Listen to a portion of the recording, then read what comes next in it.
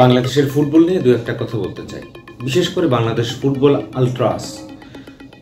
আলট্রাস এই শব্দটা আমাদের কাছে খুব বেশি পরিচিত ছিল না, কিন্তু আমরা গত কয়েক বছরে দেখেছি বাংলাদেশের ফুটবলকে তারা আবার বাঁচিয়ে তুলতে চায়।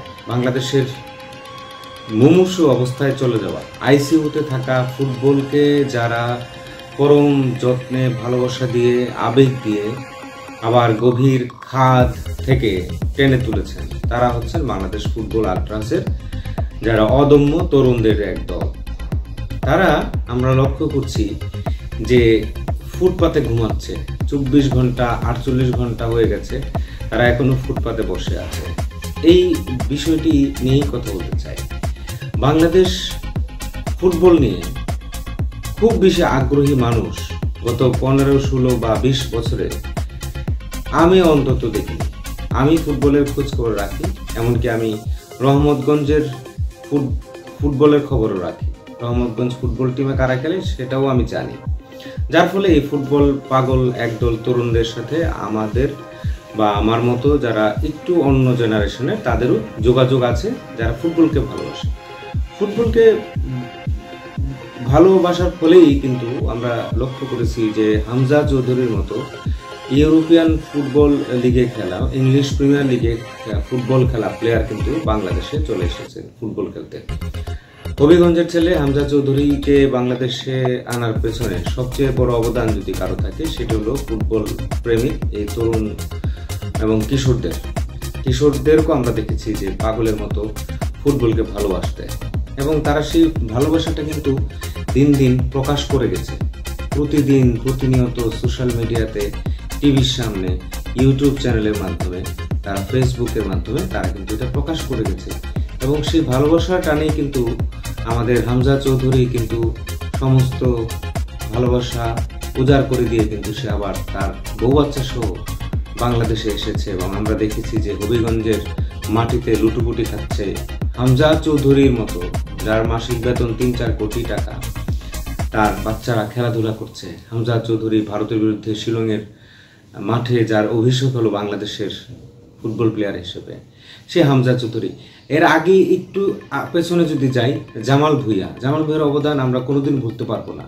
যখন বাংলাদেশের মানুষ ফুটবল নাম শুনলে নাক ছিটকাতো, তখন ডেনমার্ক থেকে কিশোরগঞ্জের ভুঁইয়া পরিবারের সন্তান জামাল ভুঁইয়া তিনি ছুটে আসলেন ত্রাণকর্তা হয়ে, ফিনিক্স পাখির মতো বাংলাদেশের ফুটবলকে ধ্বংসস্তূপ থেকে তিনি টেনে তুললেন। কেউ যদি বলে যে বাংলাদেশ ফুটবল ফেডারেশনের অবদান এখানে বেশি, আমি সেটা মানব না। আমি এখানে বাংলাদেশের ফুটবল প্রেমী, বিশেষ করে এই যে ফুটবল আলট্রাস, তাদের অবদান বেশি। সেই ফুটবল আলট্রাস প্ল্যাটফর্মের অধীনে যারা এতদিন ফুটবলকে ভালোবেসে এসেছেন, হামজা চৌধুরী, শামিদ সোম কিংবা ফাহমিদুল, তারপরে জামাল ভুঁইয়া, তারেক কাজী, কিউবা মিচেল আসবেন সামনে, তাদেরকে বাংলাদেশের হয়ে খেলতে, বাংলাদেশের হয়ে ফুটবল খেলতে ন্যাশনাল টিমে যাদেরকে তিনি যারা উদ্বুদ্ধ করেছে, অনুপ্রাণিত করেছে, তাদেরকে টিকিট দেওয়া হচ্ছে না। ফুটবল আলট্রাস এরা যদি টিকিট না পায়, এদেরকে তো ডেকে নিয়ে 1000 টিকিট দেওয়ার কথা, এবং আমি তো মনে করি ফ্রি দেওয়ার কথা ছিল। ফ্রি এখন যদি আপনারা বলেন যে এই নতুন স্টেডিয়াম নতুন শৃঙ্খলা আনবেন, না, ভালোবাসা সবসময় শৃঙ্খলা দিয়ে হয় না। এই যে হামজা চৌধুরী আসবেন, সেই জন্য সকাল 7টা থেকে ভোরবেলা থেকে যে ছেলেপেলের দল তারা যে এয়ারপোর্টে গিয়ে দাঁড়িয়ে থাকে, সেটা কি বাংলাদেশ ফুটবল ফেডারেশন নিয়ে যায়?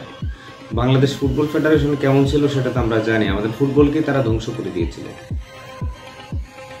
আমি মনে করি সিঙ্গাপুরের ম্যাচে বাংলাদেশ ফুটবল আলট্রাস যে প্ল্যাটফর্ম আছে, তাদের অধীনে অন্তত 1000 টিকিট না হলেও 500 টিকিট তাদেরকে দেওয়া উচিত।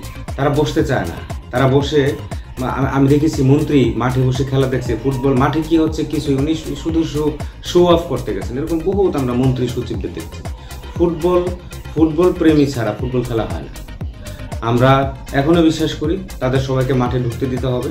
500 হোক 1000 হোক, তাদেরকে টিকিট দিয়ে তাদেরকে মাঠে নিয়ে একটা নির্দিষ্ট জায়গায় তাদেরকে উদযাপনের সুযোগ দিতে হবে। তারা যেভাবে কষ্ট করে ফুটবল মাঠে, ফুটবল প্রেমীরা, এই ফুটবল আলট্রাস নামের যে প্ল্যাটফর্ম, এটা আমার আপনার পক্ষে সম্ভব না। এটা বড় লোকের ড্রয়িং রুম না যে আমি বসে বসে এখানে মোবাইল টিপবো। এটা ফুটবল খেলার মাঠ। এখানে অনেক পাগলামি করতে হয়, অনেক উন্মাদের মতো ভালোবাসা প্রকাশ করতে হয়।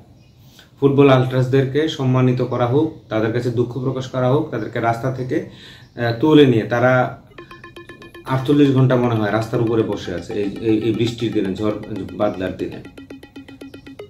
তাদেরকে ভুলে যাবেন না, ফুটবল আলট্রাসের অবদান ভুলে যাবেন না। বাংলাদেশের ফুটবল আবারও কিন্তু পিছিয়ে যাবে, কারণ যারা প্রকৃত প্রেমিক তাদেরকে যদি মূল্যায়ন না করা হয়, তাদের প্রেমকে যদি মূল্যায়ন করে না, তাহলে তারাও আর প্রেম করতে চাইবেন না ফুটবলের সাথে। আশা করি এই বার্তা বাংলাদেশ ফুটবল ফেডারেশন পাবে। সবাইকে ধন্যবাদ।